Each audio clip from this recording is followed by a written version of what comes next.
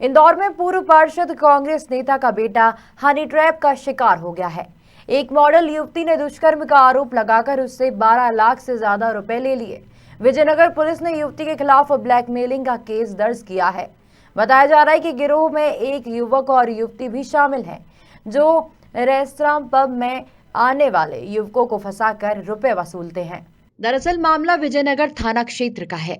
यहाँ उज्जैन के पूर्व कांग्रेस के पार्षद के बेटे महेश टटावत ने शिकायत दर्ज कराई थी कि कुछ दिन पहले उसकी इंस्टाग्राम के माध्यम से एक युवती से मुलाकात हुई थी, जहां युवती द्वारा होटल के कमरे में मिलने बुलाया था और धोखे से वीडियो बनाकर ब्लैकमेल करने लगी। अब तक फरियादी द्वारा 12 लाख रुपए समझौते के तौर पर दिए गए हैं। इसके बाद भी युवती का पैसे से पेट नहीं भरा है, तो उसने फिर से वीडियो वायरल करने की धमकी देकर पैसे मांगना शुरू कर दिए हैं, जिससे परेशान फरियादी ने थाने में शिकायत दर्ज कराई। फिलहाल फरियादी की शिकायत पर पुलिस ने मामला दर्ज कर आरोपियों की तलाश शुरू कर दी है।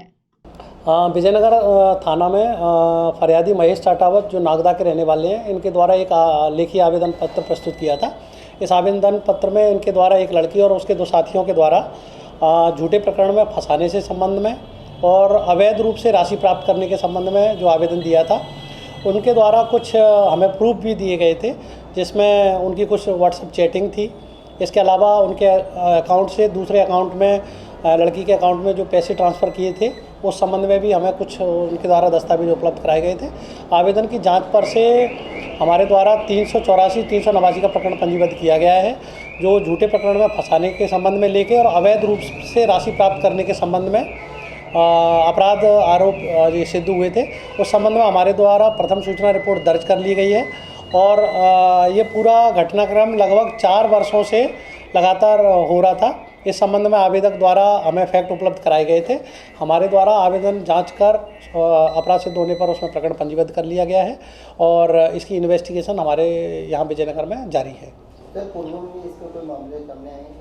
हाँ, अभी शुरुआती स्टेज पे हमें ये पता चला है कि इनके द्वारा आरोपिया और उनके साथी के द्वारा नागदा में भी ऐसी कोई घटना की थी, लेकिन इस संबंध में अभी फैक्ट कुछ भी नहीं आया है। हम लोग इसमें वहाँ नागदा से भी जानकारी प्राप्त करेंगे और जानकारी जैसी प्राप्त हो जाएगी फिर इन्वेस्टिगेशन में शामिल करेंगे।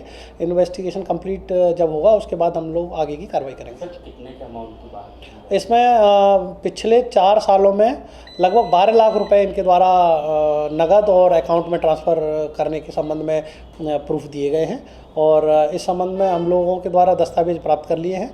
आगे की इन्वेस्टिगेशन जारी है।